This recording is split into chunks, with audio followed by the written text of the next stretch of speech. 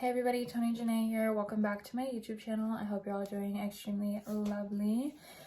So for today's video, I'm going to be doing a postpartum update. I'm just going to talk about how it's been so far, being 6 months postpartum. Let me fix my hair. So I'm wearing Maybelline FitMe foundation. I'm wearing my own headband that I made, BLACKCROWNZ. I'm wearing a shirt from Pretty Little Thing, turtleneck. It's a bodysuit. This is vintage. It's my boyfriend's. And then jewelry, Target, I think. So I think that covers everything. Oh, these are from Walmart. These earrings, they're really pretty actually. So I want to make sure I hit on everything. I didn't write this down though. Next time or next video or whatever, I'm gonna write down what I need to talk about so that I don't miss anything. Do you guys like my hair? I am trying so hard to do the natural hair thing. You know, now that I'm a mom, that's one thing that I'll say is now that I'm a mom, I'm realizing how much I want to like get my hair right because my son has hair like mine. And I want to, you know, be able to manage it. So it's really hard. I hope you guys like it. I think it's cute. It looks good enough, whatever. I just want to keep growing it out though. So, okay, totally off topic. So 6 months postpartum. Let's talk first about postpartum depression.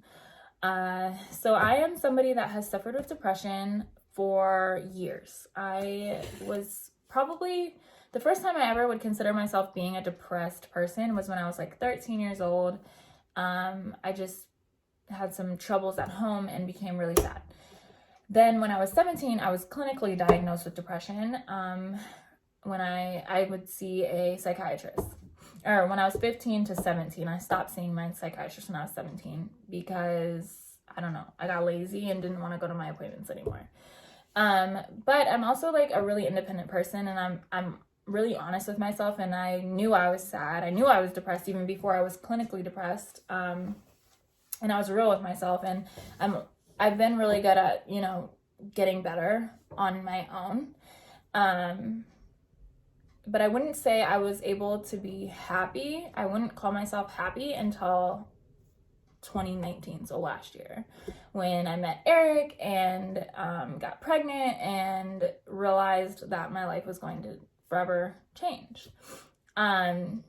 I don't want to put that pressure on Eric though. It's not like Eric got me out of my depression or anything, or even my son got me out of that depression or anything. That's not what happened. I think it was just the fact that I was with somebody who treated me well, who saw me for me, and I could be completely natural around him and he still would treat me like a queen, you know what I mean? And so that helped. And then also this thought of starting a new life through my child, not like living my child's life, but this idea that I was going to be mom now, you know, that gave me excitement. It gave me hope. It gave me happiness. And I just wanted to change my negative thoughts into positive ones. So I worked really hard. I would state motherhood affirmations every single day, every single morning. I would just be in my drive on my way to work, and I would say like, I will do everything in my power to understand my son. I will do everything in my power to listen to my son. I will do everything in my power to be the best mom that I can be. Like I would just literally speak these words out loud. I would say, I'm going to beat my depression.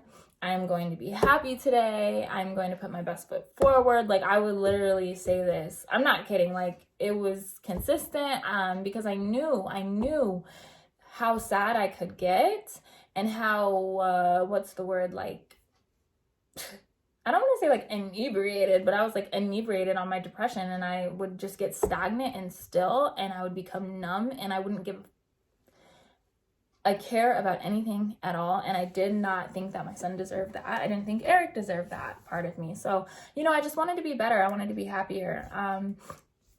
So before I gave birth, I was really, really in tune with myself, and I was really honest with myself. Now being a mom, that's probably the number one thing I would say is honesty, being honest with myself, being honest when I'm too tired, being honest when I'm annoyed, being honest when I just can't handle holding Julian, cuddling Julian. Like, we feel guilty. We have mom guilt where we feel guilty about not wanting to be with our baby every second of the day, but it's real. And I had to just like not feel guilty and be honest with myself. I had to ask for help when I needed it. So that's like the number one thing I would say to help me battle postpartum depression now that I am a mom. So before, it was affirmations, it was getting in tune with myself, it was self-care, it was always putting myself first, like literally putting myself first. I didn't tell anybody about my pregnancy, except for like my sister and my best friend or whatever. I didn't tell the world about it. I mean, I kept it a secret, like, because it was just about me, and I needed to get my mind right before I let the rest of the world in. The rest of the world, do you hear me?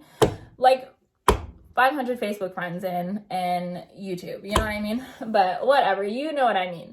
Like, I just needed to be by myself, and I needed to get my mind right first. And so now that I am a mom, I would say being honest has kept me, sorry, I thought I heard something.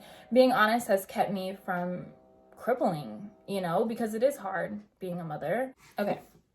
So I got like off topic, and I want to make sure that I reel it back in.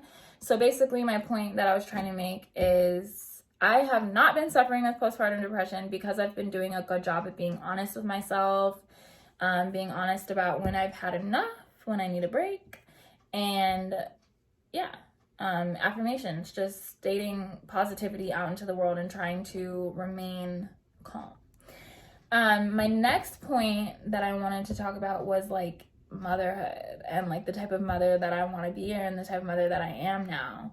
At first I was kind of like insecure about the type of mother that I was going to be because I myself was raised by two women. My parents are lesbians. I was adopted, and they're white. So I don't have a black parent like back then, you know. I wasn't raised by a black parent. I don't really know, like, I don't know how to explain it. It's hard to explain. If you were adopted, then you know what I mean. And if you were adopted outside of your race, then you definitely know what I mean. But like, basically, I'm like holding this lemon. Basically, something I suffered with, like the reason I was so depressed as a kid too, is I just didn't feel real. And I feel like a lot of adopted people can relate to me when I say this. Like, I didn't feel real. Before I met my birth family, I didn't feel real. I felt like my life was fake. And by that, I just mean like, it was almost as if this attachment that you can feel with your family members was kind of severed for me. And I never felt like I was truly where I belonged my whole life until I was about 18. And then I met my birth family, and that didn't like give me some epiphany of like, aha, I know who I am now. Like, no. And in fact, it probably made it worse. But I'm 24 now, and I've had time to cope with it and deal with it and overcome those things. And so I've really started to like learn more who I am. And because of being adopted, because of losing my parents, because of my adoptive parents, they actually split up when I was 13. Both got remarried to different people. One remarried a man, the other one remarried a woman. My life is crazy. But, you know, after like becoming a mother, I realized that I am not my parents. I am not my past. I am not my parents. I am not the decisions that they made. I do not have to raise my son the way my parents raised me. There are things about my moms that I love, the way that they raised me, but there are plenty of things that could have just been so much better. And some of those things were because of I grew up in a household of mental illness. We had depression, schizophrenia. We had a whole bunch of things going on in our house. And, you know, being put into that, it can mess you up, okay? It can mess you up. And so I just feel like I was scared. I was nervous about the type of mom I was going to be because I didn't really know how to be a mother. And not to mention, I feel like I am a really nice person. Like, let me just be honest. Like, I feel like I'm a nice person, and I'm like the type of person to baby the baby. That's what people say. Don't baby the baby. I'm the type of person to baby the baby, but I don't believe in babying a baby. It's a baby. You got to baby the baby. You know what I mean? And so I'm definitely that kind of a mom. I'm going to be there for my son whenever he needs me to be. And like, just being unapologetic for that, I've become. Before, I was nervous. I was like, dang, are people going to judge me because they think I'm too nice to my kid? You know, like, can we just be real for a second, okay? Black people, minority people, anybody who's ever had to deal with race discrimination, we like to say, don't baby the baby. You know, don't be too hard on don't be too easy on your kids, because the world is not easy. The world is hard. Nobody cares about them. Like, nobody cares about them the way you're going to care about them. So don't try to set them up for, don't coddle them. Why not? This is a kind of a different discussion, but it goes in with my 6 months postpartum. It goes in with how I've been feeling lately. But this could open up a whole nother discussion. I'm just going to briefly say it, though, how I'm feeling. And I don't mean to offend anyone, but I'm going to say how I feel. Why the heck would we, as Black people, feel like we shouldn't baby the baby or coddle the baby when we do know how messed up the world is? Like, your child is with you to feel love. Your child is with you to experience being coddled, and they should be able to come to you. You should be the person that treats them right. Don't abuse your children because you think the world's gonna abuse your children. Like, that makes no sense to me. And the problem is, like, I feel like a lot of people were in my ear about that, and I had to let that go. I had to be unapologetic, and I have to be unapologetic in the type of mother that I am. And I was not coddled as a child. I had a good childhood as far as financials, let me not lie. I went overseas, I've seen things, I've been places. Like, financially, I was okay as a child. I went to good schools, all that. I was in great programs, sports, like everything. However, I was not, my childhood was not good as far as sanity, okay? I was mentally messed up. Again, just dealing with mental illness in my family. And so because of that, it would be very easy for me to then not love my child the way he should be loved. That's what I was afraid of. Like, that I was going to be mean to my child or kind of be spiteful towards my child because I didn't have this good life. And I was afraid that people were pressuring me to act like that, and that I was going to do that. But no, honey, no. Once that baby came, it was like, oh, geez, this is my baby. I'm going to make sure he's straight. I don't care. I don't care about other people's opinions. I don't care about how other people feel like I should raise my child. Just like you shouldn't care about how I feel at the end of the day. I'm just saying my opinion. Do you, sis? But yeah, that's the other thing. So just being an unapologetic mother, that's how I am. And that's how I want to continue to be. I want to continue to be unapologetic for my parenting style. Okay, sorry. So then the last thing, so I talked about postpartum, parenting style or whatever, unapologetic. But then the last thing that I want to mention about being postpartum is like body.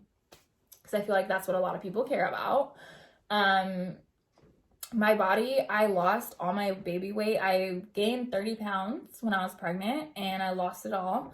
And then I pretty much am the same weight that I was before. However, the only thing that's different about my body now is my stomach is wrinkly because I was so stretched out.